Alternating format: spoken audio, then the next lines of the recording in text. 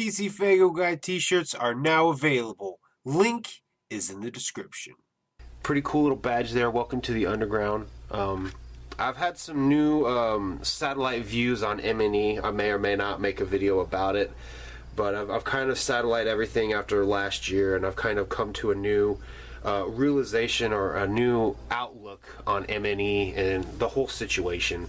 What you thinking about? What you thinking about? What you thinking about? What you thinking about? The time has come to talk about my new outlook on Magic Ninja Entertainment, but in order to do so, we're going to split this into two parts, and part one is going to be talking about everything going on with Psychopathic Records and things that they're not doing that they could be doing, or things that they are doing that affects this. Therefore, it's all going to tie itself together. So let's go ahead and we'll jump right into this. So basically, my new outlook on Magic Ninja Entertainment has to do with everything going on with Psychopathic Records. Now, I've stated in the past that I'm okay with ICP, or the Psychopathic Records, focusing more on ICP, because at the end of the day, I am a bigger ICP fan, and if I'm getting more ICP products, that in the end is going to make me happy. But I don't want the other artists of Psychopathic Records to suffer from this, and that mentality right there, the fact that I've become a fan of Light. I've been introduced to Light through Psychopathic Records. Big Hoodoo has grown on me. We have all these artists that come through Psychopathic Records, and I do become fans of them. But if at the end of the day I'd like to see more ICP, these other artists will be affected by this. And we're seeing it already. I mean, I've honestly been a little disappointed with the amount of push that Ouija Mac has seen and the lack of push that Light has seen. And it's no hate against Ouija Mac. I'm not a fan of him. I would rather see more Light. I feel like for whatever reason, that focus has shifted. Back at the beginning of 2017, it was all about Light. And then after Ouija Mac signed, and after he kind of started making waves with Juggalos, it just kind of shifted. I mean, even watching the Light and Ouija Mac seminar at the Gathering this year, Ouija Mac even kind of pointed out, Light needs some questions. Everybody was asking Ouija Mac questions, and seeing that kind of focus or that kind of shift happen. Now, I don't know if that's just Ouija Mac being more out there, more outgoing as an artist, and therefore he's reaching more people. I have no idea if that's the fault going on. I don't think it really necessarily has too much to do with Psychopathic Records, but the fact that we're not seeing a Light album yet, and again, that could fall on the artist himself. I know Big Hoodoo, the reason he hasn't put out an album is because he's just basically been living life. He's got a new kid. He's been spending time at home with the family, and that's totally understandable. But on that same hand, there are things being done that are restricting the artists and their ability to go out there and make music, which at the end of the day, I would like to hear new music from these artists, especially Light. I'm hype as fuck to hear a full-length album from Light.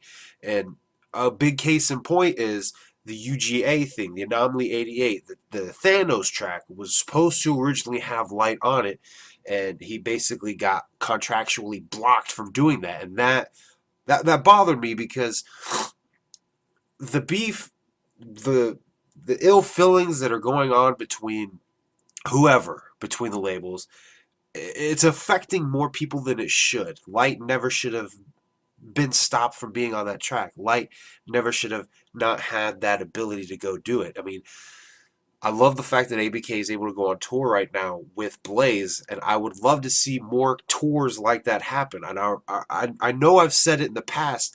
One thing that I was always waiting for that finally came, around the time of 2016, 2015, was Psychopathic Records and Magic Ninja Entertainment working together.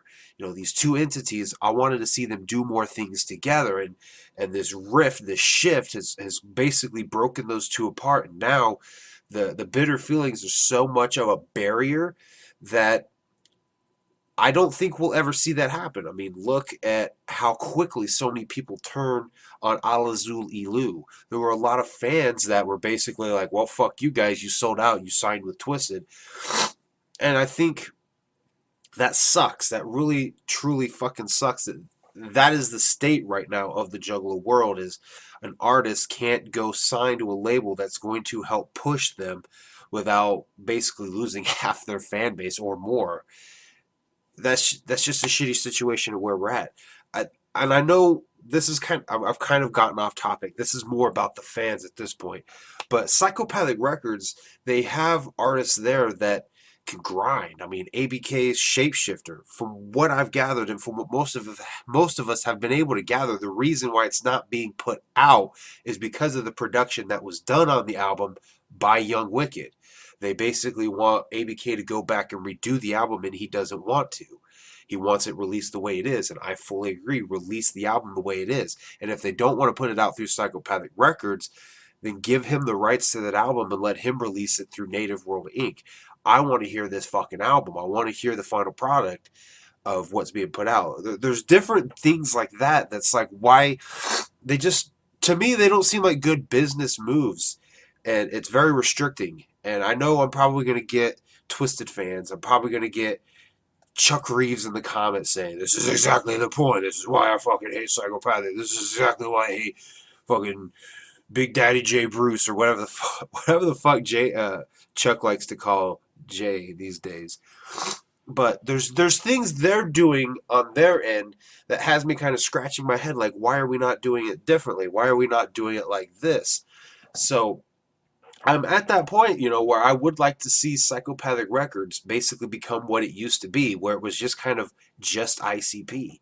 Have all that focus be put on ICP and allow these other artists to go do what they got to do. And from the sounds of it, that's kind of the direction that they're leaning towards more now.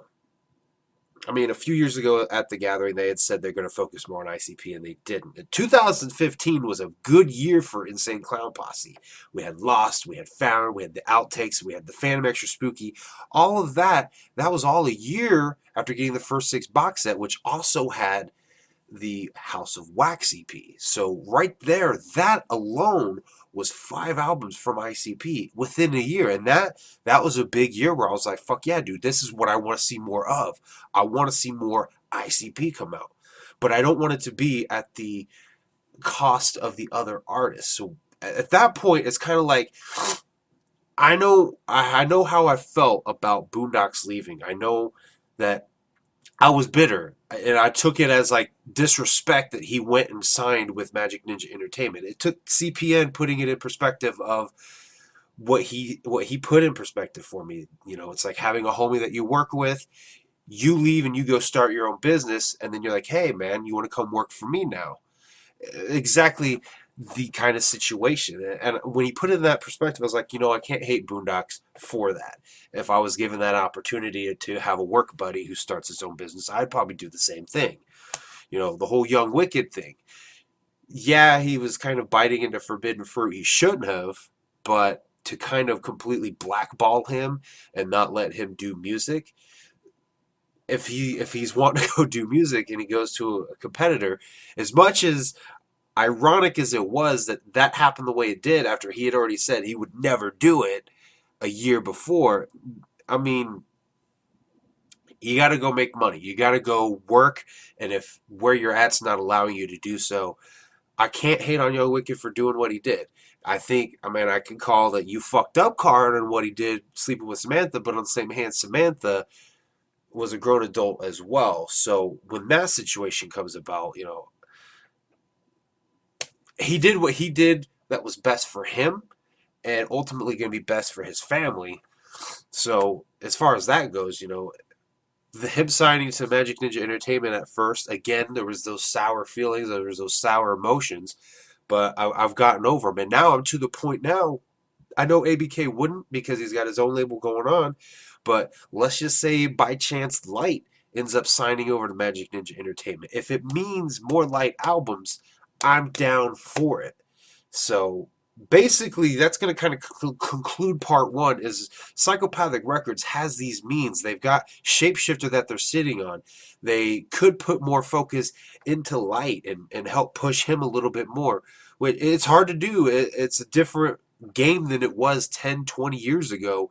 It's a lot harder to sell albums. It's a lot harder to push new artists like that. And I think they have a game plan in mind to just kind of introduce these new artists to the Juggalos, but there's a potential there to let them grow, whether it be with the company, without the company. If they're going to be the springboard for these artists' careers, then that's exactly what they need to do. Let them then go do what they need to do. I don't know. I've just always felt like Psychopathic Records was good for artists, especially ABK. I mean, Medicine Bag, banging album. And I'm not saying that his albums that he's been putting out on Native World the last few years suck, but the production differences are there. You can hear the differences in production. And to have the financial backing that Psychopathic Records does provide helps bring out new albums. But, I think we're just at the point where Psychopathic Records just kind of needs to downsize a little bit, and I think more of their efforts push into ICP very well could be a good thing.